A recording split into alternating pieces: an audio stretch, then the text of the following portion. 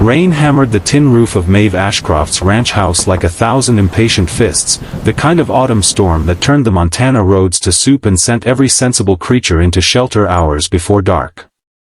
It was well past midnight when a knock rattled her front door. She almost let it go unanswered.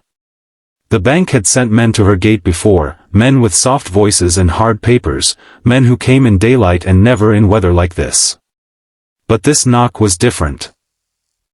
It came slow and uneven, the knock of someone who had nothing left to lose by knocking, and nothing left to offer if she said no. Maeve lifted the lantern from the kitchen table and crossed the cold floorboards in her bare feet, her shawl pulled tight around her shoulders. When she pulled the door open, wind threw a sheet of rain across the porch and into her face, and for a moment she could see only two shapes standing in the dark, one tall and swaying, one small and pressed close against the other's leg. "Please," the man rasped, his voice worn thin as an old rope. "My son hasn't eaten since morning." Maeve looked at the boy first, the way any woman with a heart still beating would. His eyes were huge and hollow with hunger, his small hands fisted into his father's coat, his whole body trembling in a way that had nothing to do with the cold alone. That alone would have been enough to open her door to 100 strangers. "Come inside," she said. "No child should go to bed hungry, not on my land, not while I've still got bread in the house." The man stepped forward, favoring one leg, and the lantern light finally climbed high enough to reach his face. Maeve's fingers went numb. The lantern slipped from her grip and struck the porch boards, and the flame gasped out into darkness before she could catch it. It was Warren. Warren Hale, the boy she had once believed she would grow old beside, the man she had buried so deep in her own chest 8 years ago that she had convinced herself nothing on this earth could ever dig him back up. And here he stood on her porch in the pouring rain, thinner than she remembered, harder around the eyes, holding a son she had never known existed. For one long, breathless moment, neither of them said a word. The rain kept falling. The boy kept shivering. And somewhere behind Maeve's ribs, 8 years of careful, deliberate forgetting came apart all at once. "Warren," she finally managed. "Maeve." His voice cracked on her name, as though he hadn't spoken it aloud in longer than he could say. "I wouldn't have come here. Not for myself. But the boy." "Come inside," Maeve said again, quieter this time, and stepped back to let them pass. "Both of you. Now." Neither of them yet understood what that single small kindness would eventually cost, or what it would eventually give back. To understand that, the story has to go back 8 years, to a fence at the edge of Hale Land, and to 2 young people who believed love was the one thing hardship could never take from them. Maeve Calloway was 19 the summer Warren Hale first kissed her behind the Calloway barn, and she spent the rest of that summer convinced the whole valley could see it written plainly across her face. They had grown up 2 ranches apart, close enough that their fathers traded cattle and gossip in equal measure over the same fence line for 20 years. Warren was the boy who could break a wild horse before breakfast and still show up to Sunday supper with clean hands, a pressed shirt, and a joke ready for Maeve's mother. Maeve was the girl who could outride most grown men in the county and never once let anyone forget it. Evenings, they would sit together on the fence at the edge of Hale Land and talk about a ranch of their own. Not a large one. Just enough good grass and clean water to raise cattle and a family that laughed loud at the supper table every night of the week.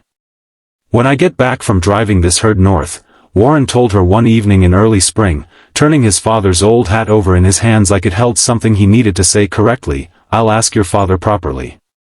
No sneaking around fences after that, Maeve.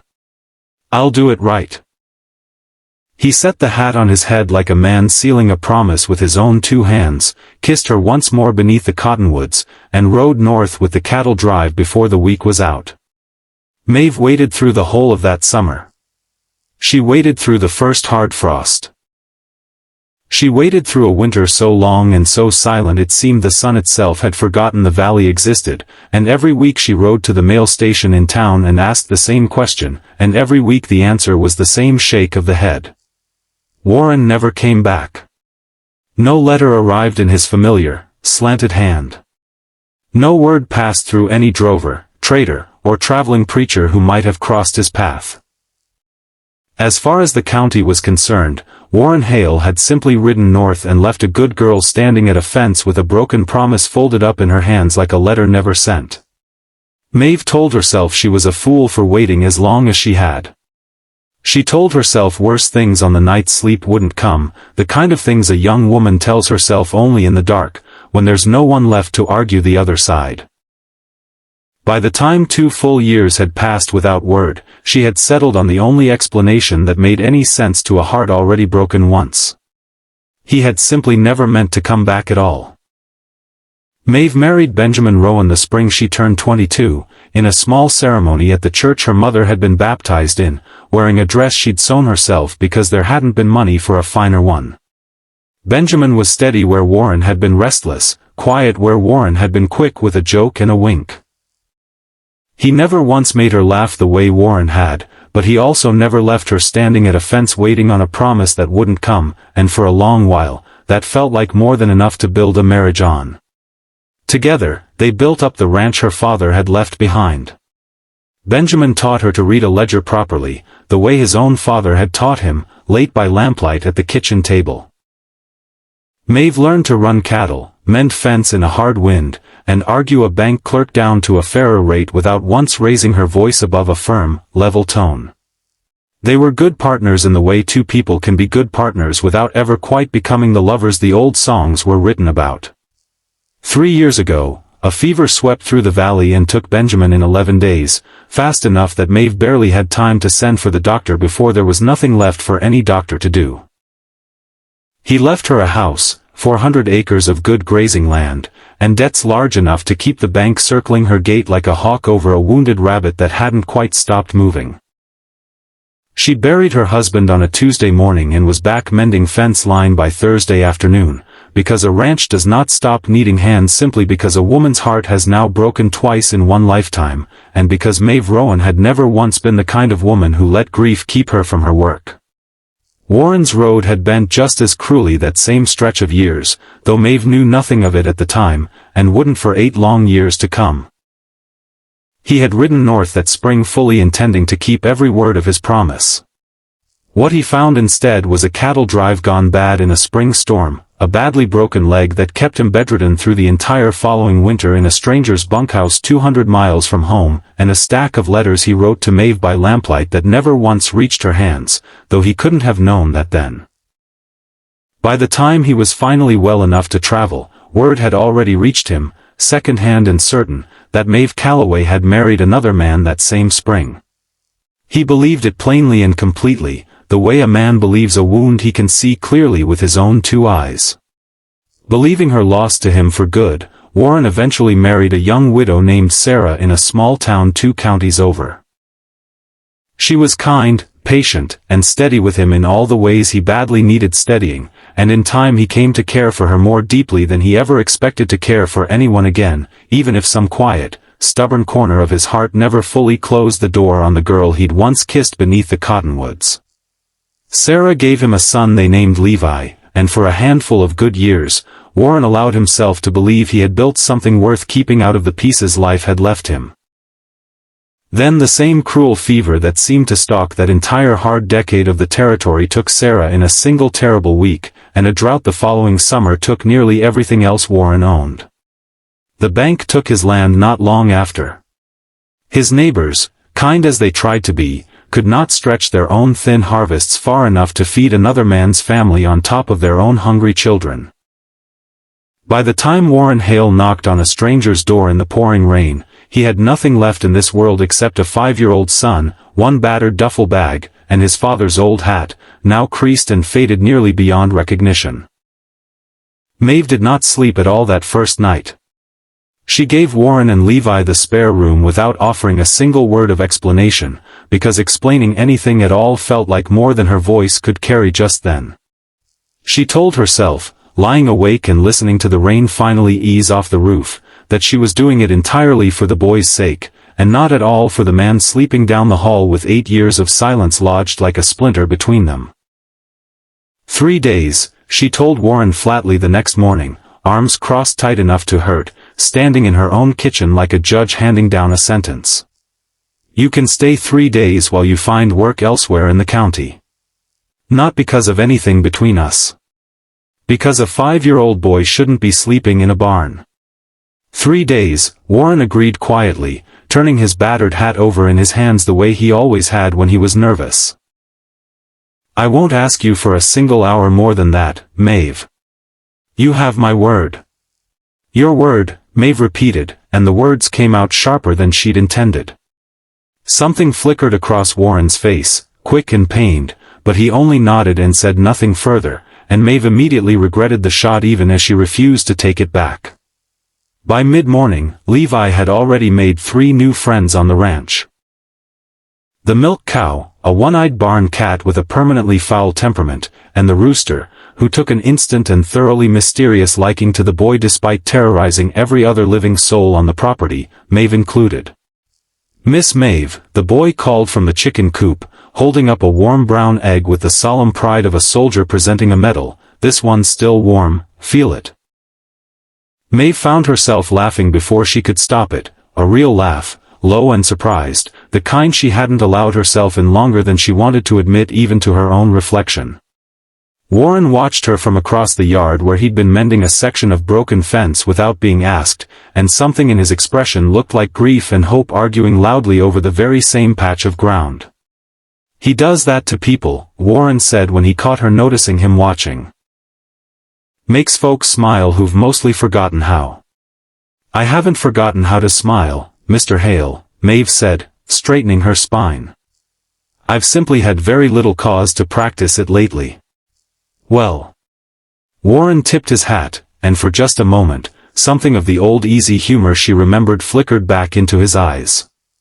Maybe the boy's good for more than gathering eggs and terrorizing roosters, then. That evening, over a supper Maeve hadn't quite meant to invite them to but somehow found herself setting 2 extra places for anyway, Levi announced with great seriousness that the one-eyed barn cat's name was General Pickles, and that General Pickles had personally approved of both his father and Maeve, and that this was, in his professional 5-year-old opinion, a very good sign indeed. Warren nearly choked on his coffee. Maeve laughed so hard she had to set down her fork, and for one unguarded moment at her own supper table, the 8 years between them felt almost bearable. The 3 days stretched quietly into a week, and the week stretched into 2, the way good intentions often do when a small determined boy is involved in the bargain.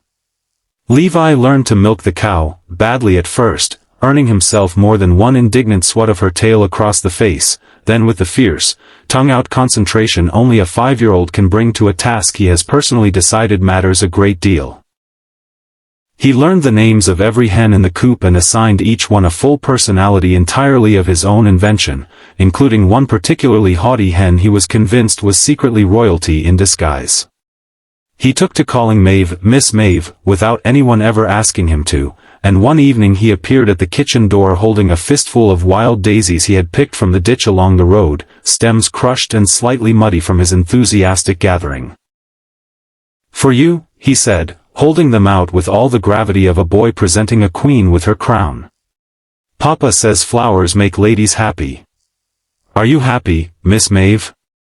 Maeve knelt down to take them, and something in her chest that had stayed locked tight for 3 long years came loose all at once, gently, like a knot finally giving way under patient hands.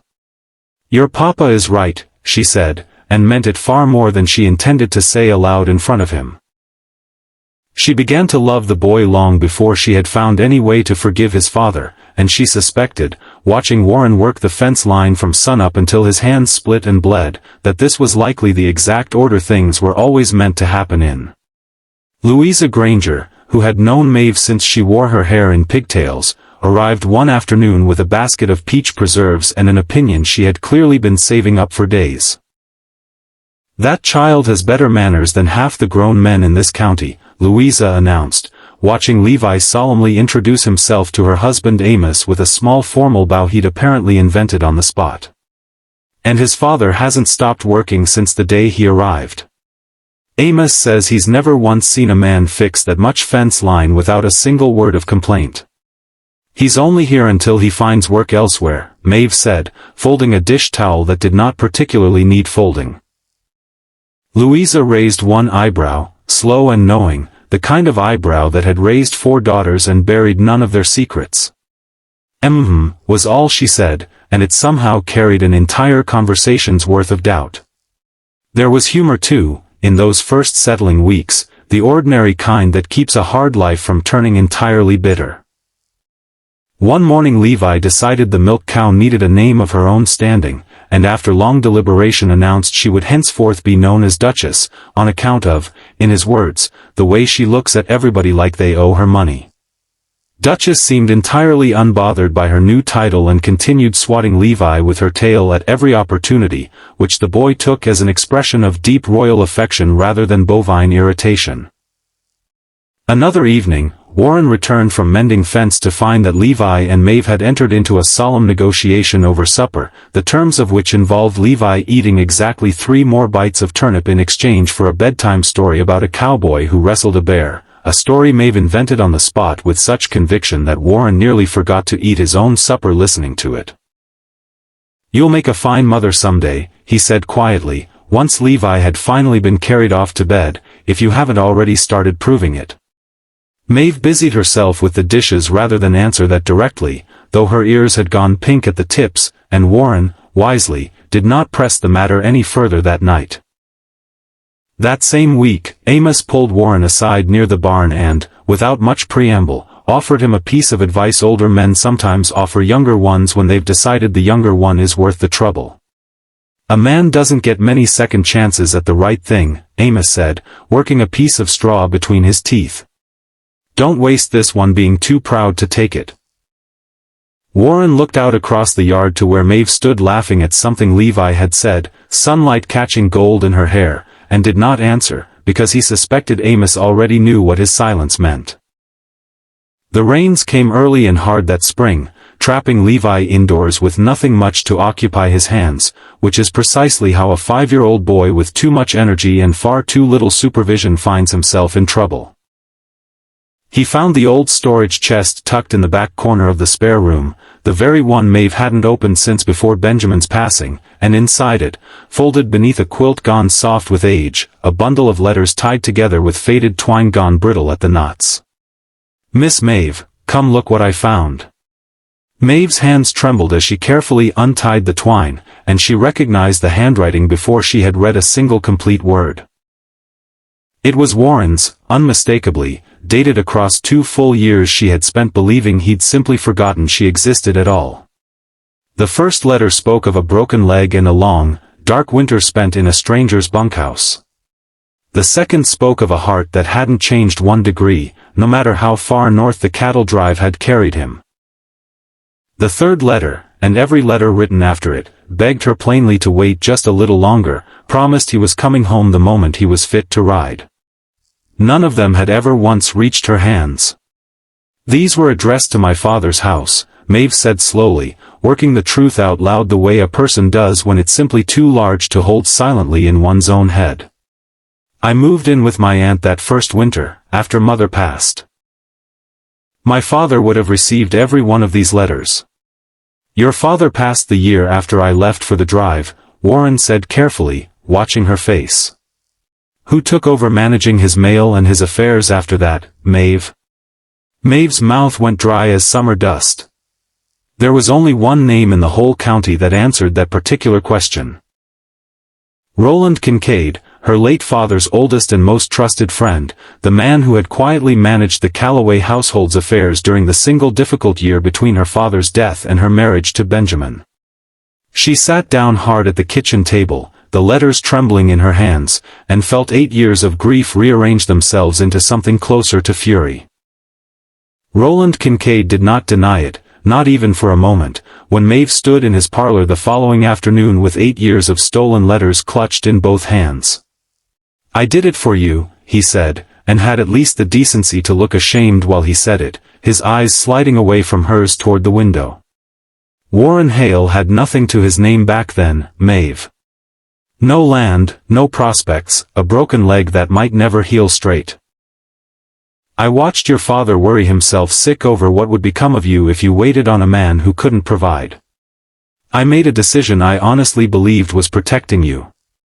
You made a decision that was never yours to make, Maeve said, her voice shaking with an anger she hadn't allowed herself to feel fully in years. You took 8 years from 2 people who trusted you completely, Roland. 8 years neither of us can ever get back, no matter how sorry you are now. I know it, Roland said quietly, and for the first time in the whole conversation, the practiced confidence in his voice finally cracked clean through. I've known it for years, Maeve, and I simply didn't have the courage to undo what I'd done. That's the whole ugly truth of it. Cowardice, plain and simple, dressed up as concern. Warren said nothing at all through the entire confrontation, standing near the parlor door with his hat gripped tight in both hands, jaw set hard enough to crack a walnut between his teeth. It was Levi's small hand slipping quietly into his own that finally loosened something tight in his shoulders. "Papa," the boy whispered, tugging gently. "Are you sad?" Warren knelt down slowly to look his son in the eye, and something in his own expression softened all at once. "No, son," he said. "I believe I might finally be getting happy." Later that evening, walking back toward the ranch under a sky just beginning to clear, Warren finally spoke the question that had been sitting unspoken between them since the letters were found. "If you'd received even one of those letters," he said quietly, "would you have waited for me, Maeve?" Maeve considered the question honestly before answering, because she owed him that much honesty now, after everything. "I don't know," she admitted. "I was young, and hurt, and I might have made the very same choice regardless. But I would have made it knowing the truth, Warren. And that's worth more to me now than any answer either of us could invent looking backward." Warren nodded slowly, and reached out to take her hand, and this time neither of them pulled away at all. The flood came without proper warning, the way spring floods often do when a hard winter melts too fast into a wet season nobody in the valley was quite ready for. It began as a low rumble in the night, distant enough that Maeve first mistook it for far-off thunder. By morning, the creek behind the north pasture had swollen into a brown, churning river twice its ordinary width, and the old wooden bridge connecting the north grazing land to the house had already begun to groan and buckle under water it had never once been built to hold. Levi was already across it, chasing the one-eyed barn cat that had bolted for the far side at first light, before anyone in the house had even finished their coffee. "Levi!" Warren's shout tore across the yard the instant he spotted the boy, just as the bridge groaned deep and low beneath the child's small feet. The boy froze halfway across, too frightened now to move forward or back, small hands gripping the rail as the water climbed another 6 inches while he stood there paralyzed. Warren didn't hesitate for even a single heartbeat. He crossed the yard in a dead run and hit the bridge just as the middle timbers gave way entirely beneath the rising current. Wood cracked like gunfire. Water roared louder than either of them had ever heard it roar before. Maeve screamed his name from the porch, her whole heart lodged somewhere in her throat, her feet already carrying her toward the river before her mind had fully decided anything at all. "Warren, don't," she shouted, though she knew even as the words left her mouth that nothing on this earth would have stopped him from reaching that boy. Rain that had started as a fine mist an hour earlier now came down in sheets, turning the ground along the bank to slick, treacherous mud. Somewhere upstream, a section of fallen fence tumbled past in the current, spinning end over end before vanishing beneath the brown water. Every second felt stretched thin as wire, the whole yard holding its breath along with the bridge itself. He reached Levi a single heartbeat before the last remaining timbers gave way and dropped into the river below, scooping the boy hard against his chest and throwing him bodily toward the near bank with every last ounce of strength left in his arms. Amos Granger, who had come running the moment he heard the first shout carry across the fields, caught the boy cleanly in both arms and hauled him well back from the water's edge. Warren was not so fortunate. The current took Warren under almost instantly, dragging him nearly 20 yards downstream before he managed to catch hold of a fallen cottonwood branch half submerged near the bank. By the time Amos and two neighboring ranch hands finally pulled him clear of the water, he wasn't breathing at all. Maeve dropped to her knees in the mud beside him without a single thought for her own skirts or her own dignity, pressing both hands hard against his chest, counting under her breath the way she had once watched a traveling doctor do for a drowned ranch hand years before. "Don't you dare," she said, water and tears mixing freely on her face, her voice breaking on every word. "Don't you dare leave me a second time, Warren Hale. Not now. Not after everything it took us to get here." He coughed, sudden and violent, water spilling from his lungs onto the muddy ground, and Maeve very nearly collapsed with the force of her own relief. When his eyes finally focused clearly on her face, pale and stunned and impossibly alive, Maeve did not stop to think, did not weigh the wisdom of it, did not once consider what the gathering neighbors might say about a widow kneeling in the mud kissing a man she'd only recently reunited with. She kissed him anyway, right there with half the valley looking on, water still dripping from both their clothes. Not because of who he had once been to her, 8 long years ago, behind a barn, beneath the cottonwoods. Because of exactly who he had just proven himself to be, without a single moment's hesitation, when it had mattered more than anything else in this world. "I love you," Warren said hoarsely, when he finally found enough breath to say anything at all. "I never stopped, Maeve. Not for one single day of those 8 years, whatever I let myself believe about you and Benjamin." "I know," Maeve whispered, pressing her forehead gently against his. "I think some part of me always knew." Levi, still shaking in Louisa's arms a few feet away, watched the whole scene with the wide, solemn eyes of a boy filing away something important for later, and later that same evening he would announce to General Pickles the barn cat, with great confidence, that his papa and Miss Maeve were now officially getting married, probably, a prediction the cat received with characteristic indifference. The valley rebuilt the bridge inside a single week, the way small, close communities so often do when they've quietly decided a family is worth every hour of the effort. Amos organized the lumber. Louisa organized the meals. Half the county turned out with hammers, saws, and good humor, and by Saturday evening the new bridge stood sturdier than the old one had ever been, even before the flood first touched it. Milton Graves rode out personally the following Monday to extend the loan another full season, saying plainly, ledger tucked under his arm, that a man who had nearly drowned saving a child, and a woman willing to rebuild her whole life twice over without once asking for pity, deserved far better odds than any ledger alone could rightly offer them. Roland Kincaid stood before the church congregation that same week and admitted, in front of the entire gathered valley, exactly what he had done all those years ago and exactly why it had been wrong of him to do it. It did not undo 8 lost years, and nothing ever fully would. It did, in its own quiet way, return something both Maeve and Warren needed far more than any apology alone could offer. The plain truth, spoken aloud, with nowhere left to hide it from either of them, or from anyone else. Months later, on an ordinary evening with supper already warming on the stove, Levi came tearing into the kitchen with fresh mud on his boots and pure joy written across his face. "Mama!"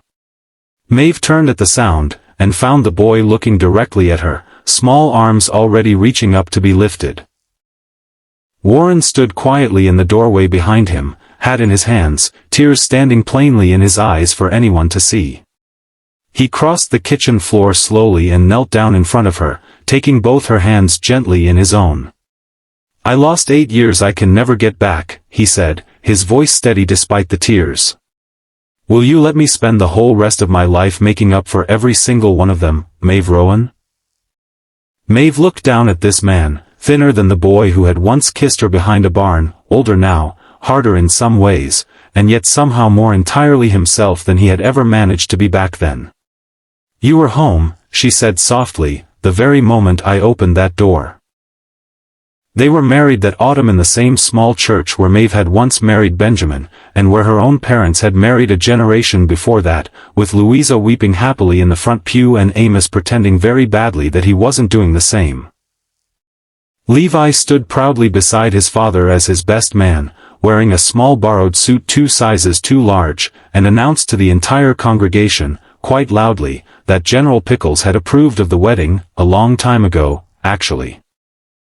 5 years later, the Rowan Hale Ranch stood as one of the finest and most respected spreads in the entire valley, its fences mended straight and true, its herds fat on good grass, its well running clean and steady through every season. Levi, 10 years old now and taller than anyone quite expected, still kept a soft spot for the one-eyed barn cat, and an even softer one for the very chickens he swore he could still tell apart by personality alone. He had 2 younger sisters now, twins with Maeve's stubborn chin and Warren's easy laugh, who followed him around the yard like a pair of devoted, muddy shadows.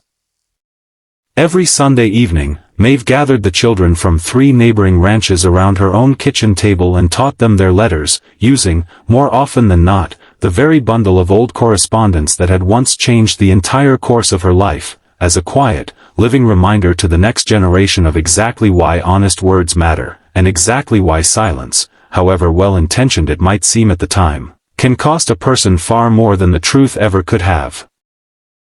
Some folks think keeping quiet protects the people they love, she told the children one evening, folding one of Warren's old letters carefully back into its envelope. But the truth, spoken plainly and in good time, protects people a great deal better than any well-meaning silence ever will.